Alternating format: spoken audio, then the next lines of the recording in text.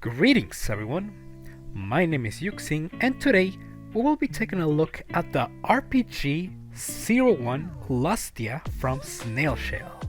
As previously mentioned, she comes from the line Snail Shell, which in summary, they're a Chinese company line that make cute anime waifu girls with unique styles to each of them.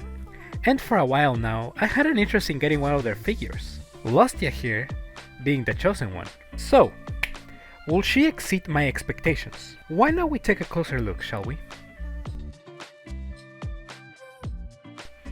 So when it comes to paint and sculpting for Lustia, it's actually quite a nail to the shell.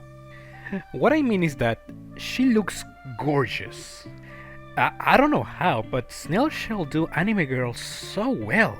The slightly pale skin of Lustia mixes up really well with the fur style of her design. The fur in particular has this really nice combination of purple colors to give her a bit more depth. Not only that, but her horns and hooves, while such small details, these have metallic appearance to them, and it just makes the figure look even more beautiful. The figure's overall design is one that at first I didn't convince me, but I really started liking it the moment I got her. Really nice looking and a really sassy Succubus. Oh yeah, I also forgot to mention these golden accessories she has in the horns, which so small and unnecessary, but it's really nice Snail Shell include them. Now, I do have to apologize, but for some reason when taking pictures for this review, she comes up a bit more shiny than she actually is. And not only it shows in her skin that she's kinda glowy, but also in the hair, which is a white color with some cool blue and purple shades to it, but it kinda looks silver due to the lighting on the pictures. But regardless, it does the job really nice. However, I do have to say, there are some stuff that are a bit off. For starters, the nails look kind of plain. It's all the same color, which it's kinda odd, like they didn't paint it at all. Another thing is her plastic clothing. Now, while yes, she's a succubus, so it was obvious that she was going to have some exposed skin. I'm not complaining about that.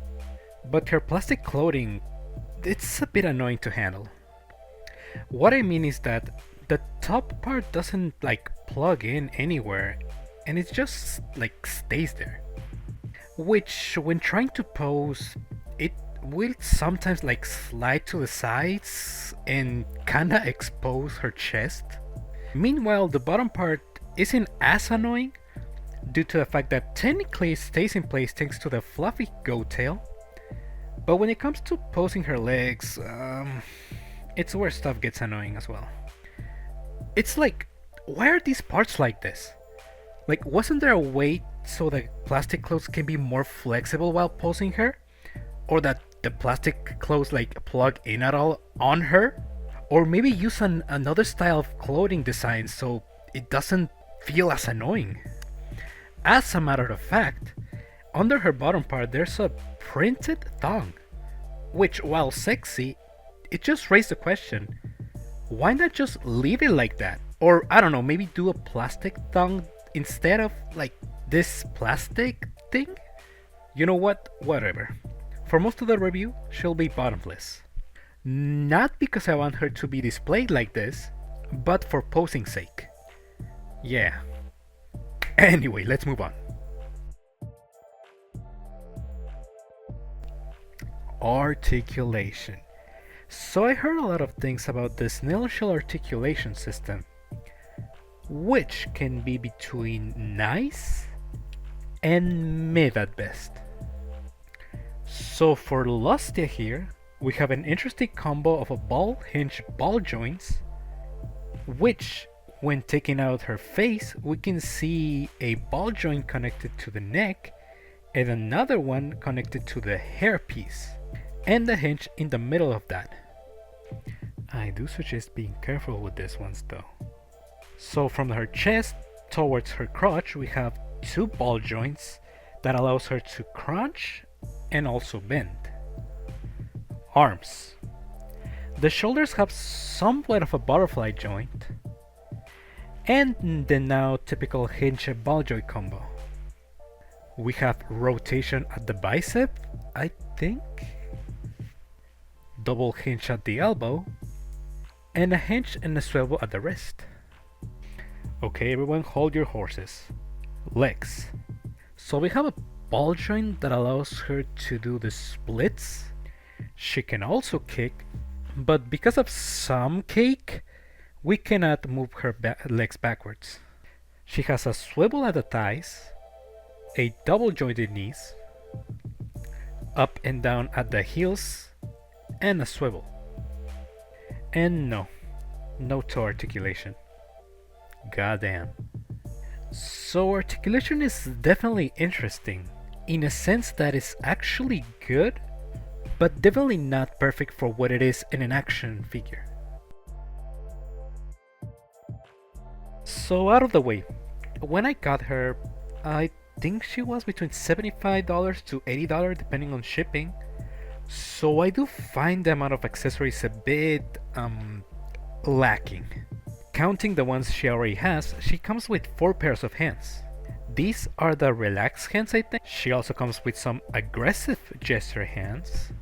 We also have some pinching hands, which can be used to say that you have a small Just kidding. They're actually more to hold this whip, which is a bendy wire, and I'm not that familiar with bendy wires, but I know they can like snap off the more you like play with them. So do be careful. Will this whip break eventually? We'll see. We also have some more open hands with a peg to hold this included demonic book, which it has quite a good detail. The eye thing in the center really gives it that illusion that this could be a real book. And we also have some like unreadable text inside. She comes with 2 face plates, a more standard smiling face, and a sticking tongue expression face. She also comes with some extra wrist joints. And I just gotta say, I love when companies do this. Just a way to tell you that while you need to be careful with like the joints of your figure, you do have replacement regardless. Besides her goat hooves, she also comes with a different set of feet, or more like some spiky heels. And no, I do not have the set of actual feet that were also announced for her. She also comes with this tool that, if you know Snail Shell, one of their characteristics is that most, if not all of their figures have movable eyes, which gives you a ton of options for expressions. And yes, both faces can move their eyes. And finally, she comes with her stand, which includes the classic claw part or a small peg. Now, if you want to use the small peg, the weird thing here is where to plug it in. And that's below her tail. Now, it isn't weird that we have to plug something on her tail. No. The weird thing here is, why of all places, you'll put your connection on a small piece that isn't even stable enough. Like, sure, the tail by itself connects perfectly, but do you guys think that a small thing like this will maintain the weight of the figure? Spoilers, no. Unless you have a lot of patience, the whole connection will eventually fall on you. And that's pretty much everything. While yes, I do go in depth with some accessories, I feel like there should be something else. Like, hands are okay, but faces are, I think, lacking? The whip and the book are fine, but again, am I the only one who feels like there's something like missing? Maybe it's just me. I mean, at the end of the day, it's more than what you'll get if you buy a SH Monster nowadays. If we ignore the horns, she goes around the 6 inches, the horns only adding up to another extra inch. So for size comparison, here we have Lustia with my previous review, the City Toys Spider-Man 2099, SH Figuarts 2B, the Second Axe bootleg Asagi, of course we cannot forget Carnage and Venom as usual, And finally, the Snail Shell Shikura. So, is this Lustia here worth it? Okay, don't get me wrong, I might have been a bit more critical with this one, but for what it is, and again at the price of $75 to $80 depending on the store and shipping, I guess she's worth it. I do still feel like the accessories were a bit lacking, and the plastic things are kind of an odd choice. But regardless, I still like her. And I mean, I'm excited to get the other two RPGs from Snail Shell, so yeah. Anyway, that's all for me today. I hope you guys enjoyed it, and I'll see you guys in the next one. Hopefully. Good night, fellow collectors.